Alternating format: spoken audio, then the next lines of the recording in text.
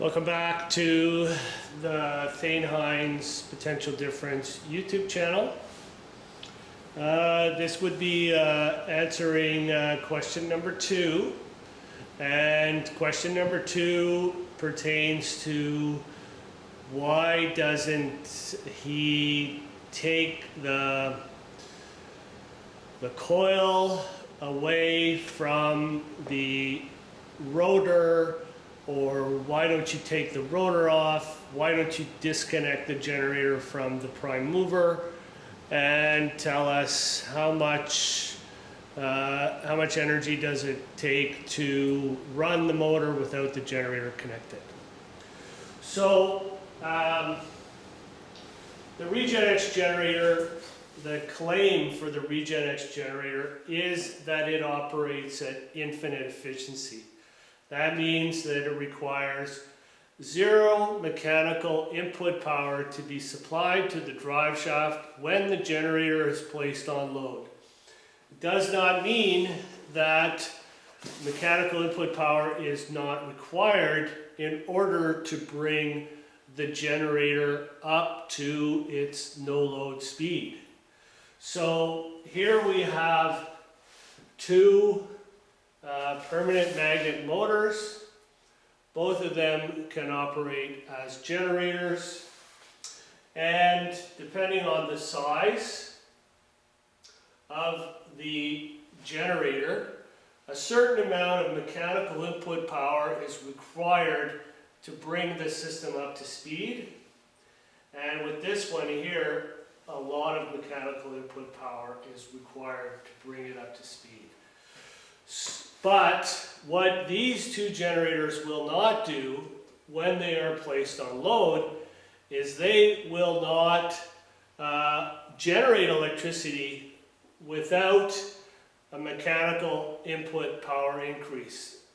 They just won't do it. That's the thing that differentiates the RegenX generator from a conventional generator, in that a conventional generator operates at less than 100% efficiency in its conversion of mechanical input power to electrical output power, and it needs an increase in the mechanical input power when it's placed on load, or the generator will stall the system. The RegenX generator, on the other hand, requires a 0-watt mechanical drive shaft input increase when it's placed on load, and in fact, when it's placed on load, the generator accelerates the prime mover. Now, another question that is often asked is, again, why doesn't he take the coils away from the blah blah blah? Well, if you take the coils or the rotor or the whatever out of the system, then it's no longer a generator. A generator is a machine that has a rotating magnetic field and coils, and potentially, unless it's an air core generator, it has cores. And cores,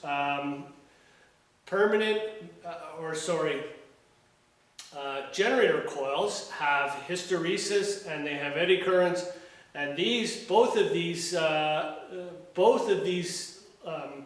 hysteresis losses and eddy current losses require energy from the prime mover in order to overcome them.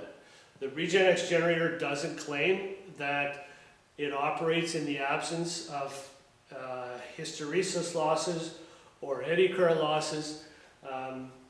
They exist in the RegenX generator as they exist in all generators.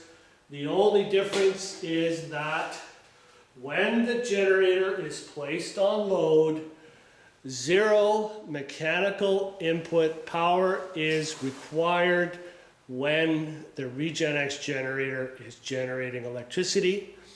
And with the RegenX motor, zero electrical input energy is required in order for the RegenX motor to accelerate the system.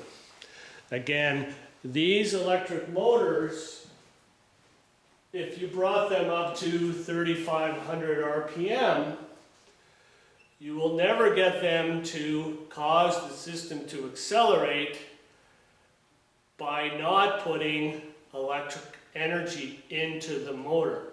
Whereas the RegenX generator has the capacity to accelerate the system without external energy being supplied to the motor. Hopefully that answers that question. Thank you for viewing this video. Cheers.